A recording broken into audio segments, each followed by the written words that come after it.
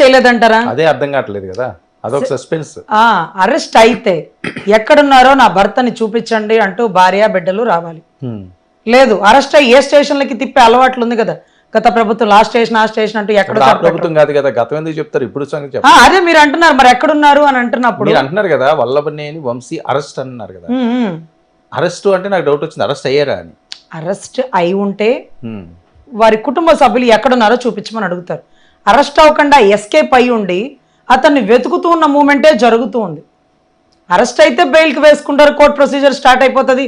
లైవ్లో మీరందరికీ కావాల్సింది న్యూసే కాబట్టి వల్లభనేని వంశీ గారు ఫస్ట్ బెయిల్ రిజెక్ట్ అయింది, కోర్టులో వల్లభనేని వంశీ గారు కుటుంబ సభ్యులు. మీకు అలవాటైన పనే కదా. అంటే సినిమా అంతా ముందే చూపిస్తున్నారా?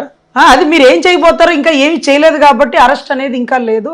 అతను ఇంకా కూడా తప్పించుకుని తిరుగుతున్నాడు. మొన్నటిదాకా యూఎస్ ట్రిప్లో ఉన్నాడు, ఇప్పుడు ఆంధ్రాలో అడుగుపెట్టాడు. అయినా సరే ఎక్కడో చాట ఏదో ఒక మూల దాక్కొని ఉంటాడు. మొన్నటి రోజు కూడా ప్యానెల్లో ఒకరు అరెస్ట్ అయిపోయారు అన్నారు. అరెస్ట్ అయితే ఎక్కడున్నారో చూపించట్లేదు, మా వల్లభనేని వంశీ గారు మాకు చూపించాలన్నారు. సార్, అరెస్ట్ అయ్యి మనిషిని ప్రొజెక్ట్ చేయకపోతే హెబియస్ కార్పస్ పిటిషన్ వేసుకోండి కోర్టులో. ఇమీడియట్గా అతను ఎక్కడున్నా కోర్టు ముందు అపీరెన్స్ చేస్తారు, హాజరిస్తారు. అదంతా జరగలేదు అంటే అతనే ఎక్కడో దాక్కుని ఉన్నారు, ఇంకా పట్టుకోలేదు, ఇంకా చర్యలు బిగిన్ అవ్వలేదు. సెక్షన్స్ ఐడియా ఉందా మీకు? అంటే ధ్వంసం చేయడమే సార్, పార్టీ ఆఫీస్ ని ధ్వంసం చేశాడు. లేకపోతే దాక్కుండే అంత కఠినమైన శిక్షలు పడతాయా? దాక్కునే అంత అంటే గతంలో రఘురామకృష్ణరాజు గారు ఏం పాకలు కొట్టేశారని, జగన్ గారిని ఒక మాట, థర్డ్ డిగ్రీ కాళ్ళు కుళ్ళబడిపోయింది కదా ఏది రాజు గారికి, మా వల్లభనేని వంశీ అన్నకి అలా చేయరండి. ఎందుకంటే ఈ పరిపాలన ఎలా ఉంటుందంటే కక్ష సాధింపు ఉండదు. మీరు అవినీతి చేస్తే మాత్రం ముక్కుపిండి మీరు వసూలు చేసినటువంటి డబ్బులన్నీ తిరిగి వసూలు చేయించుకుంటాం. అది మాత్రం గతంలో వాళ్ళు చెప్పింది అదే కదా, కక్ష సాధింపు కాదు, చట్టం తన పని తాను చేసుకుపోతుంది అనే కదా చేసిన అరెస్టులన్నీ. అవునవునండి, ఎదురు తిరిగి మాట్లాడితే కొళ్ళబొడి చేస్తారా, కాళ్ళ మీద మరీ అంత దారుణంగా కొట్టేస్తారా? ఇది సోరియాసిస్ వ్యాధి లక్షణాలు, గర్భవతికి ఉండే లక్షణాలు అంటూ రఘురామకృష్ణరాజు గారిని ప్రొజెక్ట్ చేస్తారా? వీడియో కాల్ తీసి చూపిస్తారా? ఈ రోజు కూడా అతను సిఐడి చీఫ్ మీద కేసులు నమోదై జరుగుతూనే ఉన్నాయి కదా. సిఐడి చీఫ్ ఏంటి, పాత్రధారి, సూత్రధారి, జగన్నాటక సూత్రధారులు కదా మనకు కావాలా వీడియో కాల్లో. కర్మ రివర్స్, కర్మ రివర్స్ ఏంటండి, ఈ చోట కర్మ ఈ చోటే అంటారు చూడండి. అందుకనే 151లో జగన్ నువ్వు ధర్మంతో పెట్టుకున్నావు జగన్ అని మా నాయకుడు అన్నప్పుడు మాకే ఆశ్చర్యం వేసిందండి.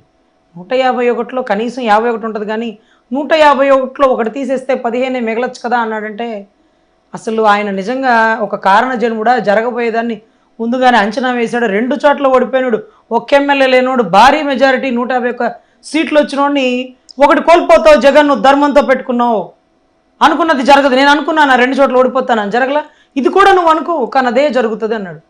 అంటే ఎంత ఫ్యూచర్ ఆలోచన ఉంది ఆయనకి. 15 సీట్లు ఎక్కడన్నా ఆలోచించగలుగుతామండి?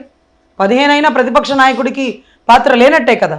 అట్లాంటిది 11తో మిగిలిపోయింది. ఆయన అన్నట్టుగా 151లో ఒకటి పోయింది, అది 5 పోయింది, 1 మిగిలింది, అంటే క్రికెట్ టీమ్గా మిగిలింది. సో అంత గొప్పగా ఎస్టిమేషన్ వేయగలరండి. అలాంటి వ్యక్తి ద్వారంపూడి గారిని ఏమన్నారో కూడా మీకు తెలుసు.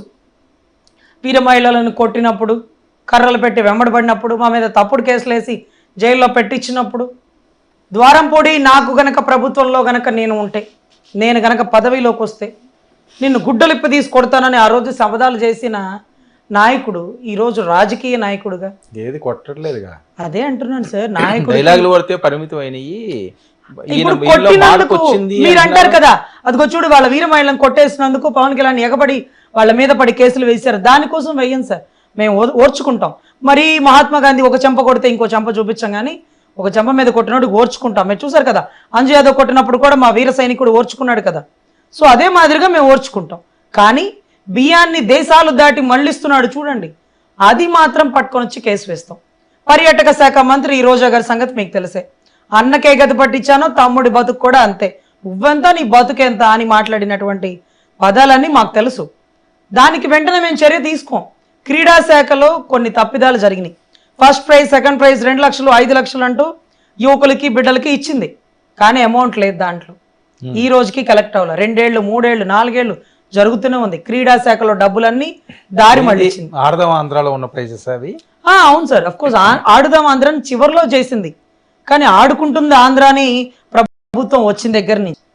అంటే దాని అర్థం ఏంటంటే ఈ అమౌంట్ అవ్వట్లేదు సార్, ఓన్లీ చెక్. అవి ఎవిడెన్స్ ఉన్నాయండి, ఏదో చెప్పేస్తున్నారు. లేదు లేదు, 100% ఎవిడెన్స్ సార్, 100% ఎవిడెన్స్. పిల్లలందరూ కూడా చెక్కులు పట్టుకొని అమౌంట్ రాలేదంటూ క్రీడా శాఖకి వెళ్తే గవర్నమెంట్ నుంచి డబ్బులు పడలేదన్నారు సార్. ఇది ఒక ఎత్తు అంటే మీకు తెలుసేమో, ఆ జీజీహెచ్ గుంటూరు గవర్నమెంట్ హాస్పిటల్లో ప్రభుత్వం రాగానే కరోనా టైంలో 10 నెలల నుంచి జీతాలు ఇవ్వలేదు సార్. అక్కడ పనిచేసేటటువంటి పాపం ఊడ్చే వాళ్ళకి, తుడి చేసే వాళ్ళకి, కొన్ని పనుల వాళ్ళకి జీతాలు ఇవ్వాల. అయితే మనకు తెలిసిన విద్య కోర్టు కేసులు కదా, 10 నెలల నుంచి జీతాలు ఇవ్వకపోతే మీకైనా మాకైనా అడుగుతాం కదా, కోర్టులో అడిగాం.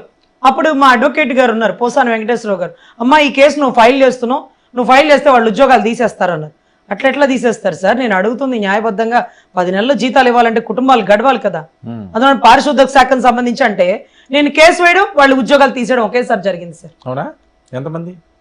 అక్కడ దగ్గర ఒక 70 మంది అనుకున్నాను సార్, కానీ అన్ని జిల్లాలలో గవర్నమెంట్ హాస్పిటల్లో అరౌండ్ దగ్గర ఒక 2000 పైచిలకు తీస్తారు, ఉద్యోగాల నుంచి తీస్తారు. ఇదే కాకుండా ముఖ్యమంత్రి ఆరోగ్య కేంద్రం అనేది ఒకటి ఉంటుంది. కాదు, ఇప్పుడు మళ్ళీ రావాలి జాబ్లో. అరే ప్రభుత్వం సార్, మీరు చెప్పినట్టు వింటే పడి ఉండండి, లేకపోతే దొబ్బేయండి, ఒకటే పదం. గవర్నమెంట్ కాదు సార్, వీళ్ళు కాంట్రాక్ట్ బేస్ లో ఎంప్లాయీస్ ని కంటిన్యూ చేస్తుంటారు. వాళ్ళు 200-500 కోర్టు ఏం చెప్పింది? వాళ్ళ జీతాలు వాళ్ళకి ఇవ్వమనింది, తిరిగి ఉద్యోగాలు ఇవ్వమంటే అది ప్రభుత్వం దృష్టిలో ఉంటుందనింది. అందుకని జీతాలు మాత్రం కోర్టు ఆర్డర్ మీద అప్పట్లో ప్రభావతి గారండి, జీజీహెచ్ సూపరింటెండెంట్, ఆమెని పలుమార్లు కోర్టుకు తెప్పించి ఆ కేసు నేనే చేశాను సార్. వాళ్ళకి ఉద్యోగాలు